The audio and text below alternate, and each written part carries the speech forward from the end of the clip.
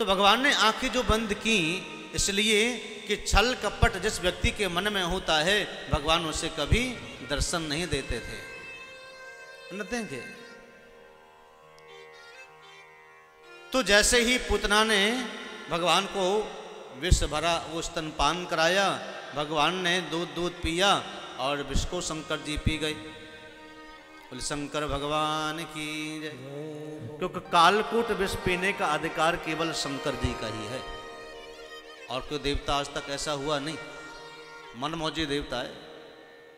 भांग चढ़ाओ तो प्रसन्न हो जाते हैं, एक लोटा जल चढ़ाओ तो प्रसन्न हो जाएं, आग धतूरा चढ़ा दो तो भी प्रसन्न हो जाएं और खुद भी चढ़वाओ तो भी प्रसन्न हो जाए। ऐसा देव कहाँ मिले वो? बड़े अद्भुत देव हैं महादेव। शिव अंतर ध्यान हो गए और पूतना ने मायावी वेश बनाया क्योंकि पूतना की प्राणों को भगवान पीने लगे। पूतना ने कहा छोड़ भैया छोड़ छोड़ छोड़। बोले कि मौसी जी अब तो हम तभी छोड़ेंगे जब अपनों काम कर लेंगे।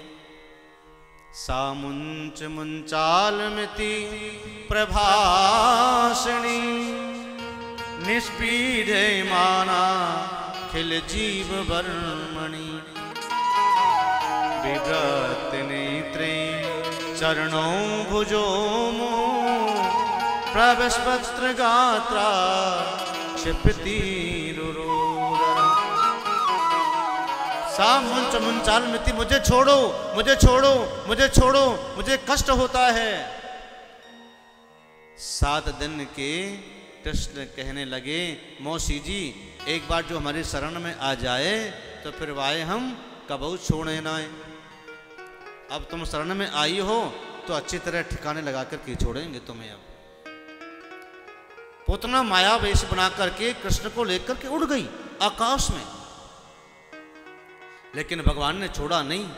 पूरे प्राणों को हरण करके जब निष्प्राण हो गई पूतना तभी छोड़ा।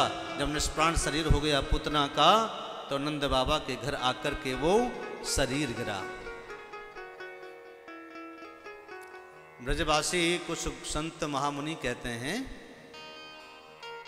कि पूतना का इतना लंबा चौड़ा शरीर था कि नगर के नगर नीचे ढह गए, कितने वृक्ष टूट गए, कितने पशु मर गए, कितने लोग आते जाते मर गए, उसके नीचे दब के। पहाड़ जैसा शरीर था।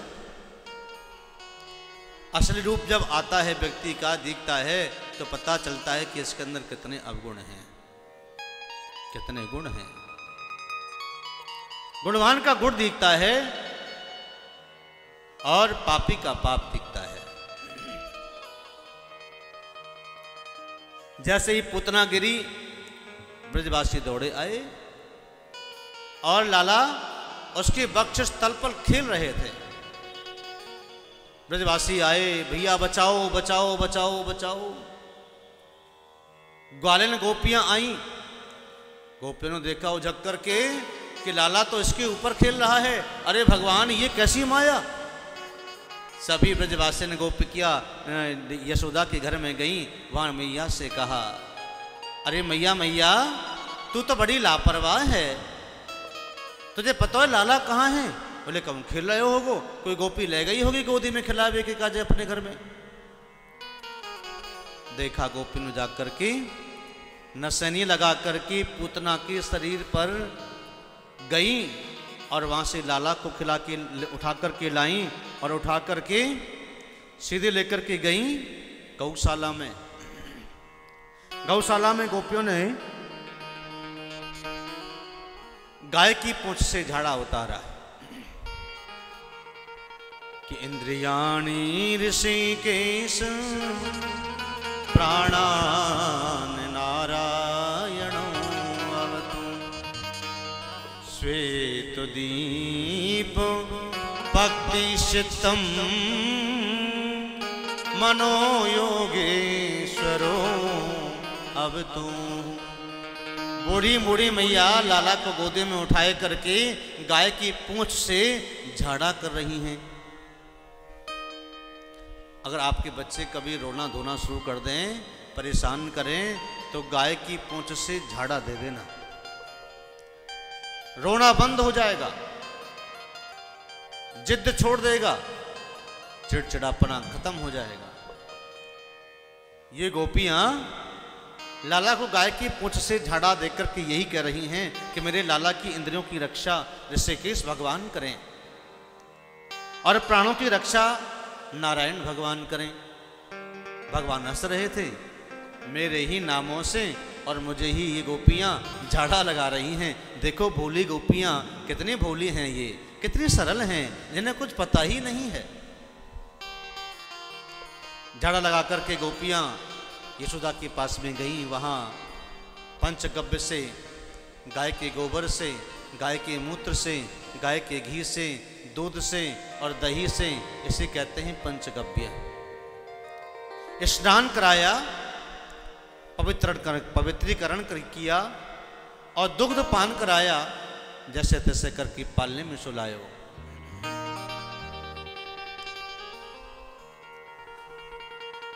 इधर ब्रजवासी आए। ब्रजवासी सोचने लगे भैया नंद बाबा के महल को दरवाजा ढक गयो, पुतना के उस शरीर से, पुतना के शरीर के उस खंड खंड करके काट काट करके यमुना जी पर लेकर के गए, वहां अंत्येष्टि क्रिया की। और उसके बाद जब आने लगे तो यहां राजा परीक्षित सुखदेव से पूछ रहे हैं कि प्रभु मेरी बात समझ में नहीं आती, जब पुतना का अंत्येष्टि क्रिया की तो उसकी धुआं से बड़ी सुगंध आ रही थी, जबकि उसका नाम भी अच्छा नहीं था, काम भी अच्छा नहीं था, व्यवहार भी अच्छा नहीं था, फिर उसके शरीर से सुगंध क्यों आने लगी? क्योंकि पूतना लोक बालघनी राक्षसी रुधिरासना जिघासया पीहरयस्तनम दत्वा अपसदतिम। पूतना का काम पता है क्या था? जो जिस घर में नवजात बच्चे पैदा हुआ करते थे, चोरी से जा करके मायावी का रूप धारण करके घर में घुस करके नवजात बच्चों के खून को पी जाती थी। बच्चों को सूखिया का रोग हो जाया करता था। तभी राजा परीक्षित ने पूछा,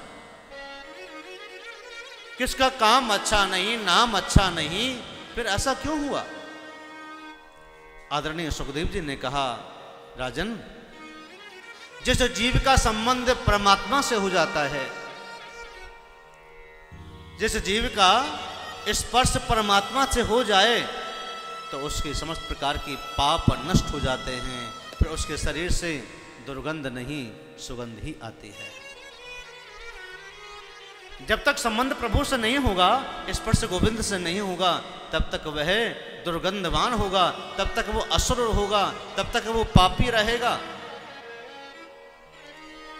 जब परमात्मा की भक्ति में जीव प्रवेश करता है तो वह आनंदित होता है। पुत्रा की अंत्येष्टि क्रिया की, तब आए नंद बाबा मथुरा से। तब तक इतना काम हो गया। नंद बाबा को पता लगा कि इस प्रकार से बात हो गई। नंद बाबा ने कहा, भाई बड़ी कष्ट की बात है, कितने असुर हमारे यहाँ आए जा रहे हैं, दिन प्रतिदिन कैसे काम चलेगा ऐसे? सब्सक्राइब करें रामकृष्ण शास्त्री जी के YouTube चैनल को और हमारे वीडियोस को सबसे पहले देखने के लिए बेल आइकन को दबाना न भूलें।